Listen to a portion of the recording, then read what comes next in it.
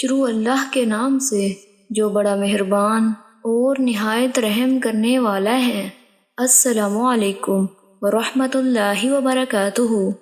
حضرت مسلم بن زیاد رضی اللہ تعالیٰ عنہ بیان کرتے ہیں کہ میں نے حضرت انس رضی اللہ تعالیٰ عنہ کو یہ فرماتے ہوئے سنا کہ رسول اللہ صلی اللہ علیہ وآلہ وسلم نے فرمایا، جو شخص صبح میں یہ کلمات کہے، اللہم اصبحنا نشہدک ونشہد حملۃ عرشک وملائکتک وجمیع خلقک بأنک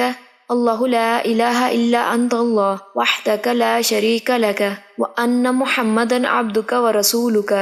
ترجمہ: اے اللہ، ہم نے صبح کی اور ہم تجھے گواہ بناتے ہیں اور تیرا عرش اٹھائے رہنے والوں تیرے فرشتوں کو، تیری ساری مخلوقات کو گواہ بنا کر کہتے ہیں کہ تو ہی اللہ ہے، تیرے سوا کوئی معبود برحق نہیں ہے، تو اکیلا اللہ ہے، تیرا کوئی شریک نہیں ہے، اور محمد صلی اللہ علیہ وآلہ وسلم تیرے بندے اور تیرے رسول ہیں۔ تو اس دن اس سے جتنے بھی گناہ ہوں گے انہیں اللہ بخش دے گا، اور اگر وہ یہ دعا شام کے وقت پڑھے گا تو اس رات اس سے جتنے بھی گناہ سرزد ہوں گے اللہ انہیں بخش دے گا۔